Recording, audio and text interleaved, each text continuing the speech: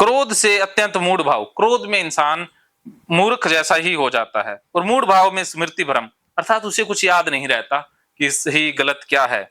और स्मृति में भ्रम हो जाने से बुद्धि अर्थात ज्ञान शक्ति का नाश हो जाता है। और बुद्धि का नाश हो जाने से वह पुरुष अपनी स्थिति से गिर जाता है, अर्थात जो उसका स्थिति है, जो उसका स्तर है, उससे वो नीचे गिर जाता है, नीचे आ जाता है। ये एक श्रृंखला बताइए कि ऐसे ऐसे होता है। तो शुरुआत मन से ही होती है, अर्थात चिंतन करने से। जो मन में हम बार बार सोचेंगे, अगर नेगेटिव विचारों पर ज्यादा फोकस करेंगे, वही होगा, वही फिर होने लग जाएगा। यहां तक पहुंच जाएंगे, स्थिति से गिर जाएंगे, अर्थात डिप्रेशन में चले जाएंगे। तो डिप्रेशन का जो पूरा विज्ञान है वो गीता में कृष्ण ने इन श्लोकों में फिर से बता दिया है। आप देखिए, डिप्रेशन शुरू चिंतन से ही हुआ है। सोचा आपने ऐसे कि मेरे साथ ऐसा होना चाहिए, जो भी आपने चिंतन किया उससे फिर वो दुख पैदा हुआ ना, आसक्ति कि ऐसा नहीं होना चाहिए था। फिर जिसने नहीं किया उसके प्रति क्रोध भी उत्पन्न हुआ। हाँ, क्रोध उत्पन्न हो गया तो फिर गुस्सा भी, गुस्सा, फिर भ्रम, फिर सारी चीजें ही होगी ना, श्रृंखला बन गई ना। तो ये देखिए, तो परंतु अपने अधीन किए हुए अंत्यकरण वाला साधक अपने वश में हुई राग द्वेष से रहित इंद्रियों द्वारा विषयों में विचरण करता हुआ भी अंत्यकरण की प्रसन्नता को प्राप्त होता है। कि जो इंसान अंत्यकरण, जो खुद में ही खुशी ढूंढ लेता है, खुद में ही खुश है, वो राग द्वेष ना तो उसको प्राप्त करने की लालसा है, ना किसी से दूर भागने की चेष्टा है। वो इंद्रियों के विषयों में विचरण, कि वो सब कुछ करेगा, वो खाएगा भी दब के, पहनेगा भी दब के, देखेगा जैसे सौंदर्य है उसको भी निहारेगा, लेकिन उसमें आसक्ति नहीं है। मिल गया तो ठीक, नहीं मिल गया तो ठीक। तो उसमें विचरण करता हुआ भी अंत्यकरण की प्रसन्नता, कि वो सब कुछ कर रहा है फिर भी प्रसन्न है।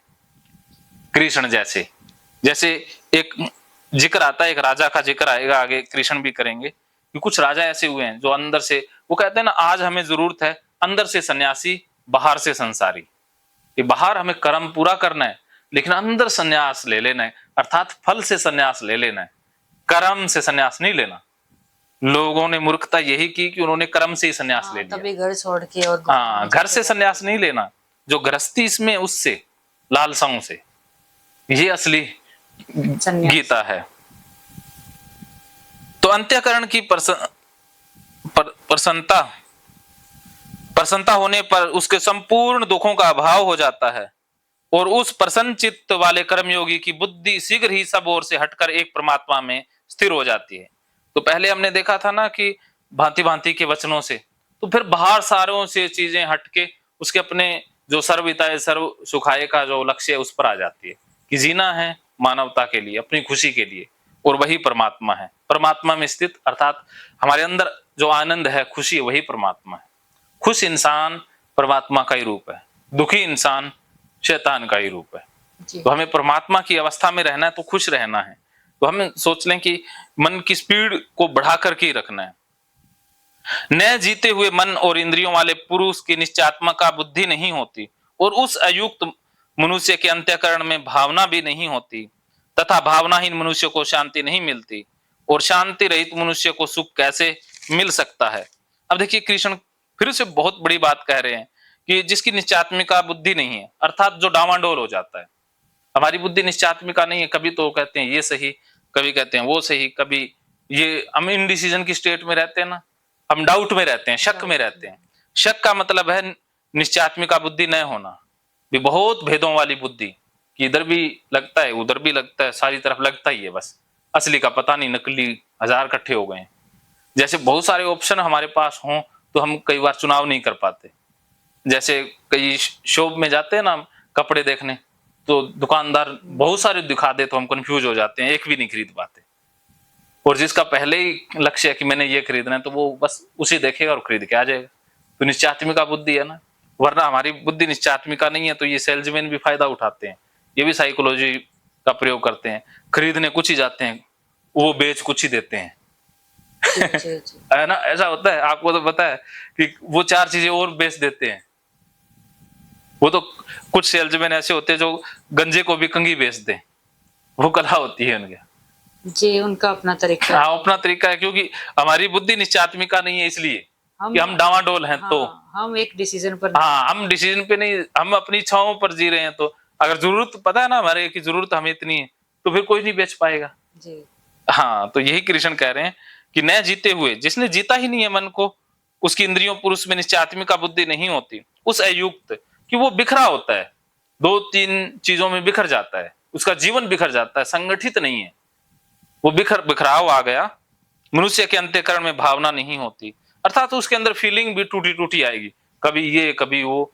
फीलिंग का, भावना का मतलब है कि हमें जो एहसास रहता है एक मानवता का, करुणा का, प्रेम का, वो जागता ही नहीं है उसके अंदर। खुद से भी नफरत जागेगी, सबसे ही नफरत, खुद से नफरत तो सबसे नफरत। जो खुद से प्यार करता है उसके लिए सारी दुनिया ही प्यारी। आप देखो, आपको किसी से प्रेम हो गया, वैसे तो आपको है ही प्रेम, सबसे ही है, किसी का मतलब नहीं, लेकिन जब होता है ना प्रेम, तो सारी चीजें ही अच्छी लगने लग जाती हैं। अब ब्रेकअप हो गया तो सारी चीजें ही खराब, फिर सारी दुनिया ही खराब, सारा सिस्टम ही खराब हो जाता है ना ऐसा। जी जी। तो वो व्यक्ति विशेष प्रेम है, लेकिन हमारा प्रेम तो मानवता का प्रेम है, जिसमें कोई एक व्यक्ति विशेष नहीं, सारी मानवता ही आ गई। उस प्रेम के शिखर तक जाना है। वो शुरुआत एक व्यक्ति से भी हो सकती है, एक व्यक्ति से ही शुरू होगा, फिर धीरे धीरे धीरे सब पर फैल जाएगा। हाँ, लेकिन एक व्यक्ति से नफरत होते ही सारी दुनिया से नफरत हो जाती है, उल्टा भी हो जाता है। लेकिन उस समय हम सोचें कि ये व्यक्ति में गड़बड़ है, नफरत सबसे करने की जरूरत नहीं है। ऐसा होता है ना कि सारी चीजें में गड़बड़ हो जाती है। जैसे मान लो एबीसी पर्सन के साथ एक महिला ने बहुत बुरा व्यवहार किया, तो वो बाकी महिलाओं के साथ भी सहज नहीं रह पाता है। वो ओवर जनरलाइजेशन का शिकार हो जाता है कि वो सोचता है कि महिला जाति ऐसी है। महिला जाति ऐसी नहीं होती है, हर महिला अलग है, एक जैसी नहीं होती। एक पुरुष भी एक जैसे नहीं है, महिलाएं भी एक जैसी नहीं है। तो एक तराजू में हम सबको नहीं तोल सकते। और इंसान तो है ही ऐसा नायाब तोहफा कि वो है ही अलग, अपने आप में यूनिक है। सब इंसान अलग, हर इंसान अलग है, लेकिन पहले हम लेबल नहीं लगा सकते कि ये ऐसा ही होगा, वो ए ऐसा है तो बी ऐसा ही होगा, ऐसा नहीं हो सकता। ए ऐसा है तो वो ऐसा है, बी अलग है, बी पता नहीं कैसा है, वो तो उससे व्यवहार करेंगे, उसे देखेंगे तभी पता चलेगा। हाँ, भी एक माँ के 2 बेटे भी एक जैसे नहीं हो सकते। नहीं होते। तो इस दुनिया में हर इंसान अलग है, उस इंसान को परखना है, समझना है, यही कृष्ण कह रहे हैं। आगे देखते हैं कृष्ण कौन सी बढ़िया बात बताते हैं। क्योंकि जैसे जल में चलने वाली नाव को वायु हर लेती है, वैसे ही विश्व में विचरती हुई इंद्रियों में से मन जिस इंद्री के साथ रहता है, वह एक ही इंद्री उस अयुक्त पुरुष की बुद्धि को हर लेती है। बस, बहुत काम की बात कि मन जिस इंद्री के साथ लग गया ना, मन जीवा इंद्री के साथ लग गया, तो फिर खाने के अंदर आसक्ति, जैसे इंद्री खाने के पीछे भाग रही है और मन ने भी उसका साथ दिया, तो फिर वो एक इंद्री बहुत है। जैसे कामेंद्री है, तो अब मन में विचार चल रहा है और मन ने कहा कि हाँ ये तो होना ही चाहिए, तो वो एक इंद्री हर लेगी, उसी में ही आदमी उस भाव में बह जाएगा।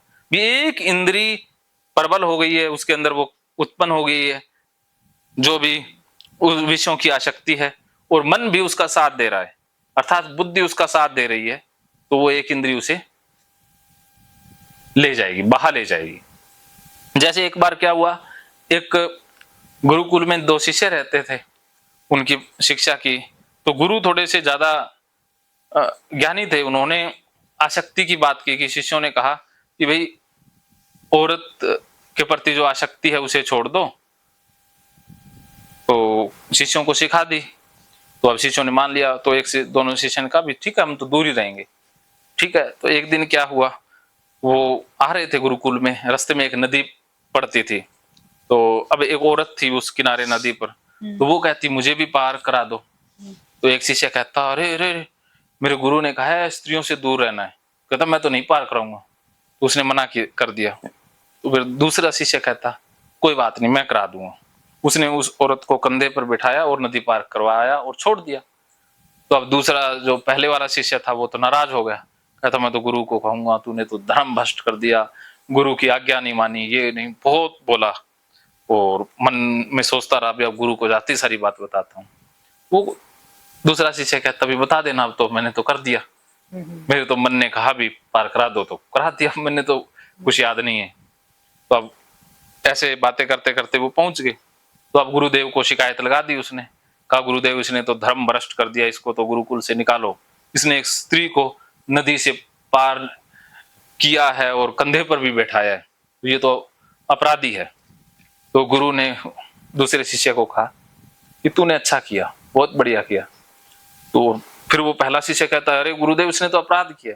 वो कहता अपराध इसने नहीं, अपराध तूने किया कि इसने तो उस स्त्री को पार करा करके नदी से छोड़ दिया, वहीं छोड़ आया, लेकिन तूने तो अभी तक उसे कंधे पर और मन में भी बिठाया है। हाँ, ये है आसक्ति। मन में तो अभी भी वही चल हाँ वही चल रही है। जैसे हम भी तो ओसीडी में गंदगी में ही बैठे हुए हैं ना, मन में तो अभी है, हाथ तो लगा, वो तो बीत गई चीज, वो तो सब कुछ साफ हो गया, लेकिन मन में तो अभी भी बैठा ही हुआ है, वही चल रहा है ना। तो ये चिंतन हमें ले डूबता है। यही कृष्ण कह रहे हैं कि मन से ही छोड़ दो। जैसे आपने एक बहुत अच्छी बात कही, वो उसका अल्टीमेट सॉल्यूशन भी है कि भूल जाओ, याद ही मत रखो। याद ना रखना सबसे बड़ा वरदान है, भूलना सबसे बड़ा वरदान है।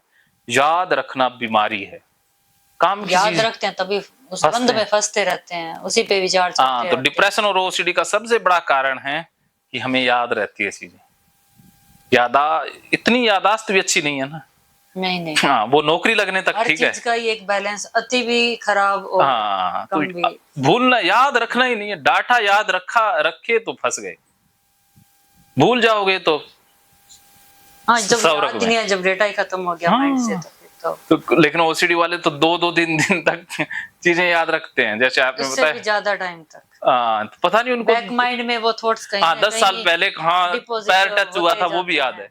वरना आदमी तो भूल जाता है भी सुबह पता नहीं क्या हुआ क्या नहीं, पर वो सुखी रहता है। फोकस ही उन्हीं चीजों के हाँ, तो वही ले डूबता है ना, वही याद है। यही कृष्ण कह रहे हैं कि आसक्ति छोड़ो, बस चिंतन ही मत करो, मन से छोड़ दो।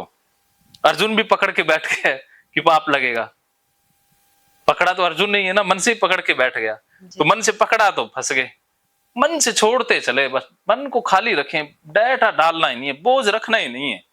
मन खाली तो सारा संसार अपना, मन भरा हुआ तो सारा संसार पराया। यही गीता है। हे महाभावो, जिस पुरुष की इंद्रियों के विषयों में सब प्रकार से निग्रह हुई है, उसकी बुद्धि स्थिर है। अर्थात उसकी इंद्रियां अब विषयों के पीछे नहीं भागती है, वो इंसान स्थित बुद्धि है। संपूर्ण प्राणियों के लिए जो रात्रि के समान है, उस नित्य ज्ञान स्वरूप परमानंद की प्राप्ति में स्थित प्रज्ञ योगी जागता है।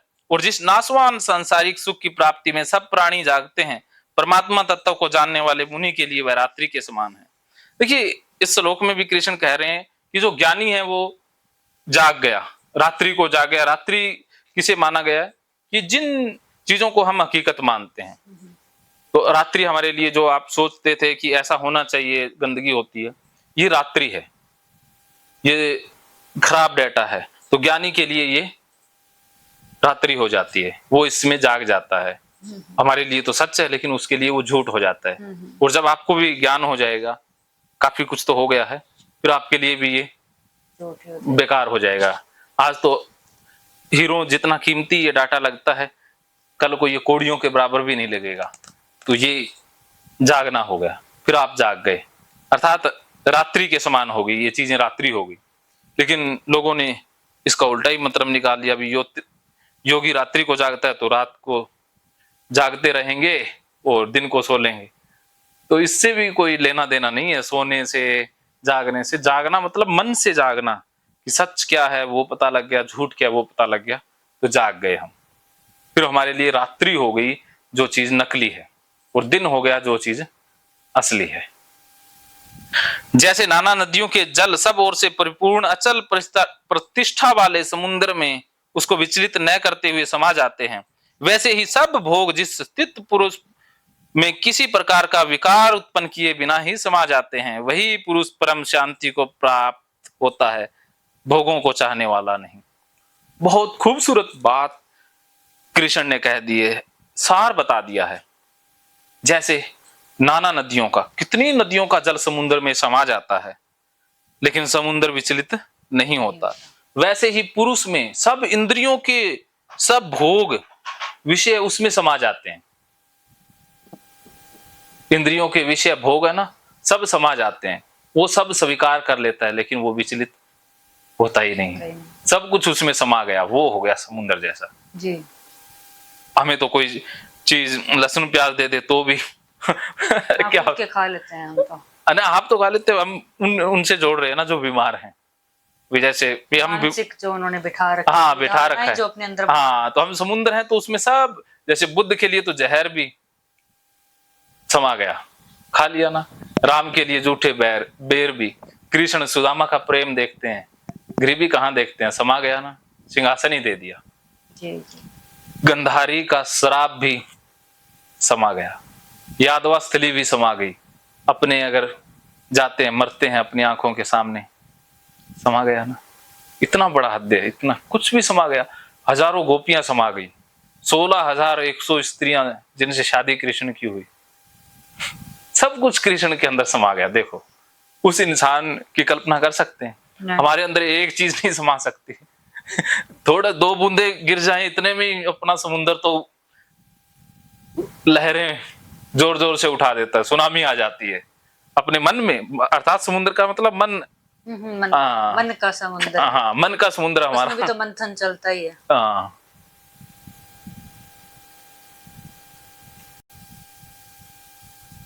जो पुरुष संपूर्ण कामनाओं को त्याग कर ममता रहित, अहंकार रहित और सपरा रहित हुआ विचरता है, वह शांति को प्राप्त होता है। अर्थात वह शांति को प्राप्त है कि जिसके अंदर कोई अहंकार नहीं रहा, कोई लालसा नहीं, कामना नहीं, कोई ममता नहीं। ममता रहित अर्थात मेरा तेरा नहीं है कि ये मेरा ये तेरा।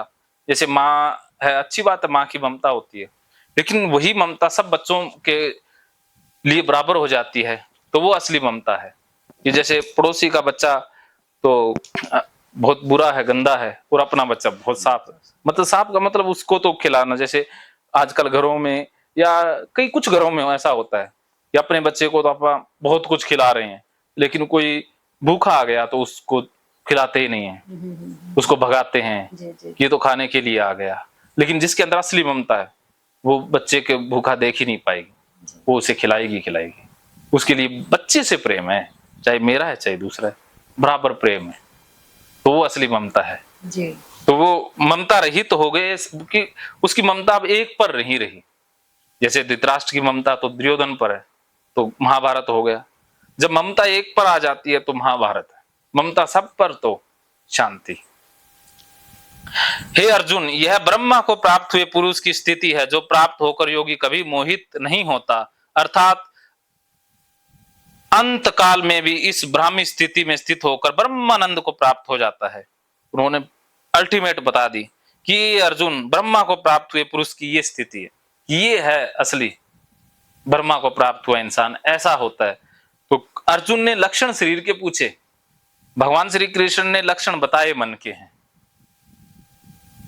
कि ज्ञानी का संबंध मन से होता है ना कि शरीर से होता है। कृष्ण ने ऐसा कहा कि वो भाई ऐसे ऐसे लंगोट उठा करके चलता है, लंगोट पहन के चलता है, नंगे पैर चलता है, ऐसा तो नहीं कहा ना कि वो बैठता है ऐसे करके है, नहीं। हाँ ऐसे नहीं कहा। तो कृष्ण ने तो कहा कि वो तो मस्ती में जीता है।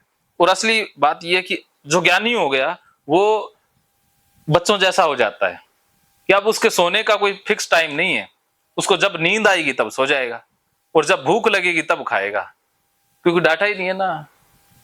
अब उसके लिए ये नहीं है कि मंगलवार सुबह है दाढ़ी नहीं बनाएंगे, जब मन में आ गया दाढ़ी बना लेंगे, मन में नहीं है 10 दिन तो बड़ी रहेगी।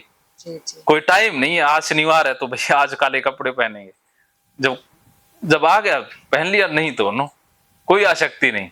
अब देखो हम कैसे कैसे भ्रमों में जीते हैं। तो जो ये कहते हैं कि सोमवार को ये करो, मंगलवार को ये करो, भी तो सब एक कुदरत का ही बनाया हुआ है, सारे एक ही जैसे हैं। एक ही जैसे सर्व स्वीकार, कृष्ण यही कह रहे हैं, सब में परमात्मा है, सब एक ही हैं। तो अलग ना समझो कि शनिवार को ये करो, मंगलवार को ये करो, बुधवार को ये, तो ये तो एक कर्म कांड है जिसका परमात्मा से कोई लेना देना नहीं है। एक बिजनेस जरूर है, हाँ बिजनेस है। हाँ तो ये था, बहुत से लोग इन चीजों में फंसते भी जा रहे हैं। जो जिस लेवल का होता है वो उसी लेवल पर फंस जाता है। तो ज्ञान सबके लिए नहीं है ना, क्योंकि अगर आप जिसके अंदर चेतना नहीं जगी उसको ये बातें बताओगे वो तो भाग जाएगा ना। जो इस स्तर पर है वो ही सुन पाएगा, किताबों के बारे में एक बहुत अच्छी बात है कि किताबें आपके पास है ना, आप पढ़ तब पाओगे जब आप उस किताब के लेवल पर आ जाओगे। गीता घर में रखी रहेगी, लेकिन गीता को आप पढ़ तभी पाओगे जब गीता के स्तर पर आ जाओगे, ज्ञान के स्तर पर। जी जी। क्या समझे?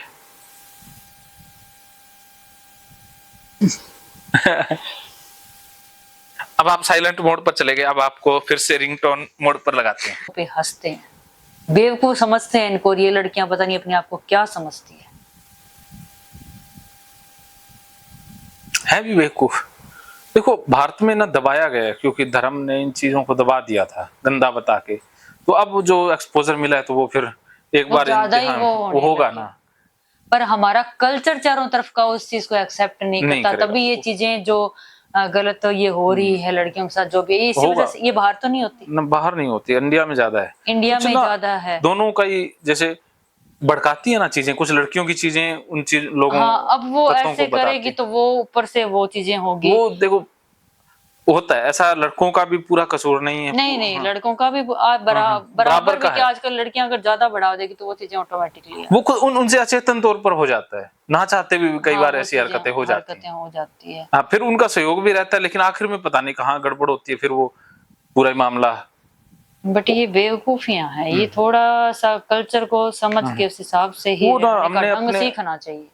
जब हम अपनी संस्कृति को भूलेंगे ना, तो फिर हमारी संस्कृति बड़ी अमीर, बड़ी विरासत बढ़िया है, लेकिन कहीं ना कहीं जड़ें कमजोर हो गई ना, तो फिर बिखरना ही है महल। इसीलिए आने वाले दिनों में भारत सबसे ज्यादा मानसिक रूप से ज्यादा बीमार देश होगा, क्योंकि हमारी संस्कृति ऐसी थी कि बीमारी नहीं आती। में भी आज सबसे ज्यादा मुझे लगता है अगर निकाले तो इंडिया के लोग, इंडिया के आने वाले दिनों में इससे भी ज्यादा आ जाएंगे, क्योंकि संस्कृति से टूट गए, ना उधर के रहे ना इधर के, ना इसीलिए मरेंगे। प्रॉब्लम हो रही है, ना तो बाहर के लोगों की तरह ना इंडिया के लोगों की तरह, ये बीच में फंस चुके हैं। बीच में अब देखो एजुकेशन सिस्टम से इतनी आत्महत्याएं, सुसाइड भारत में होते हैं, तो भारत एक ना जैसे बिना लक्ष्य का देश सा हो जाएगा, किसी कोई लक्ष्य नहीं रहेगा, बस सबका मार धाड़ का ये चलेगा कुछ सालों तक। फिर कोई जो संभावना तो रहती है ना, भी कभी भी बदल सकती है चीजें, लेकिन थोड़ा सा फ्यूचर है ना, वो अभी कुछ सालों तक गड़बड़ सा दिखाई दे रहा है मुझे।